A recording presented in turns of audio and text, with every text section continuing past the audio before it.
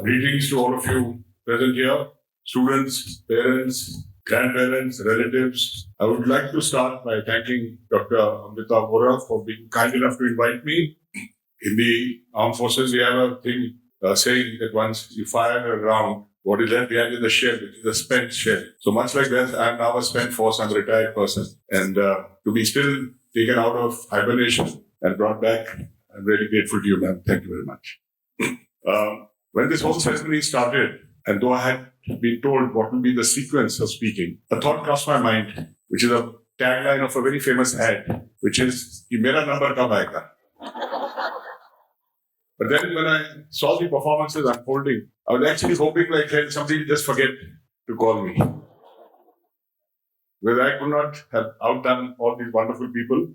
I must begin by thanking the two compares, or three of them, I think, who really flawlessly conducted the program. I saw the beautiful dance.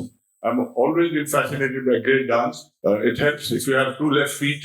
If you are handicapped yourself, you appreciate the talented more. But that was a fantastic performance. But after that, the spark I saw, and I mentioned it to ma'am when I said it, the spark I saw in the little kids who came up to get their badges was so inspiring because when I look back, firstly, nobody gave me any badge at that age. Because, as they rightly said, this is a very elaborate process and only the deserving get it. Okay. So, which is fine. So if I didn't get it, I have no regrets because, well, they were better than me. But please, for all those who did get badges, there's a message for them and their parents. This is only the beginning of a journey. There's enough time to collect badges. And in the very flattering introduction that was given, you might have remembered that not only I got many promotions in the army, but I kept getting awards one after another. It did help that I had very kind bosses. People looked at me in a benign way and said, "Isko bhi de do." But this is my advice to all you teachers. Don't fall for what I call the trophy syndrome. There's a tendency to award and reward every kid all the time. Let them earn it. And parents, that goes for you too. Let your children earn it. It may be a very small thing. He may have picked up a plastic wrapper and put it in the dustbin. Appreciate that. I don't have to only be the topper in the class. But let them do something that is worth appreciating. And don't give them a prize just because they exist. The next thing I want to tell all parents, and this is very important for parents, please remember that all these lovely children have a great future ahead of them. But there is one thing that can hold them back, and only one thing: parents. Because today's children are so aware, they're so far ahead of us, that you can only hold them back, you can't accelerate them. So therefore, if you want your children to do well, get into the mind of that child. How many of you can speak the jargon of your children? How many of you know what does the abbreviation IYK stand for? One hand up, 2, 3 hands up only. Okay. Yeah, okay, the lady who raised her hand, yes, you must get a chance to speak. Yes, ma'am. Yeah, if you know, you know. Only the kids know. All right. If you don't know, then you don't know. So you must know the other acronym which is very popular, which is called IDK. What is IDK? Yes, so parents, for everything, every day, remind yourself, anything your child opens the mouth with, start by saying IDK. The respect in your child's eyes will shoot up because the child will give you the answer and then say, "Dekho, mere papa mama ko pata nahi tha, maine bataya." Have you understood the sense of achievement there? Okay. Then when they grow old, around my age, and my father, had he lived, would have been 100 last year. At this age, I appreciate the fact that the old man had a lot of sense in him. You know, he had a deeper understanding of the world than I did. But not when I was at this age. I thought he doesn't understand. Why can't he understand simple things? And this was in the non-internet era, where information was hard to come by. Today, the kids know everything. But what you need to know, both parents and children sitting there, the senior ones, is that there is no such thing as right and wrong at your age. Things are either appropriate or they're inappropriate. And you have to decide in your own value system what is appropriate and what is inappropriate. And that will be your ethical foundation.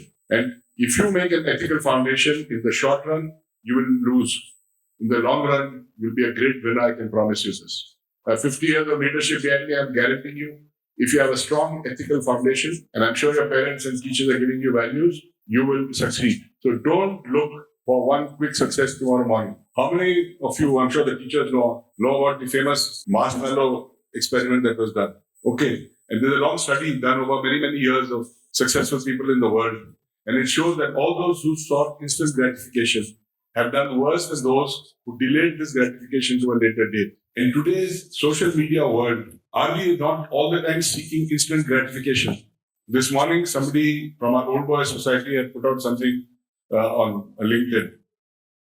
Instead of reading the text, now I'm telling you, I'm guilty myself. Instead of reading the text, I first went to see how many likes or claps and all were there. All right? If that's happening to me, imagine this poor young kid. So we are living in this dopamine generation. We're looking for instant gratification, but the real success will only come over an extended period of time, over many small successes, interspersed with failures. So children do learn to fail, but fail small. For God's sake, if the first time you're doing skydiving, don't experiment with your parachute.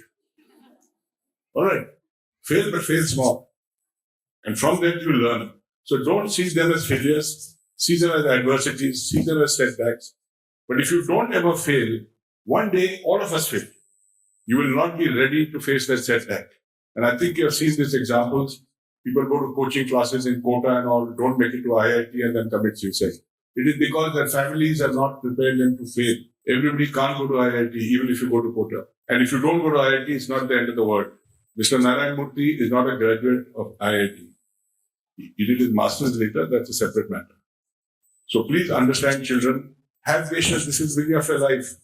At this stage, if you are confused, if you are uncertain with what you want to do with your life, you're on the right path. If you've already made up your mind, then you better get down to retirement soon. All right? But even as you stay confused, stay curious. Because if you remain curious, then you will do what your teachers keep throwing at you, be a lifelong learner, be a lifelong learner. All right? Unless you are curious, unless you have that IDK mentality, you will never learn anything new. And let me tell you something which I have heard in many schools and other institutions, and I have to correct those people, saying, sir, we are imparting knowledge to our children. Today, the children don't need your knowledge. What you're calling knowledge is actually only information. And that's available at the click of a button. We don't have to give them knowledge. What you need to point the children is in the direction of ignorance. What is it that they don't know today? Point them in that direction. Okay. Recently, one of my brethren from the armed forces has gone off to the International Space Station. You're aware of it? Group Captain Shukla? All right. How many of you know all about the International Space Station? If you don't, it's an area of ignorance. This is a good moment in time to reach out and understand. Like that, you touch any subject, you will find large areas of ignorance. So parents, students, start looking at areas of ignorance.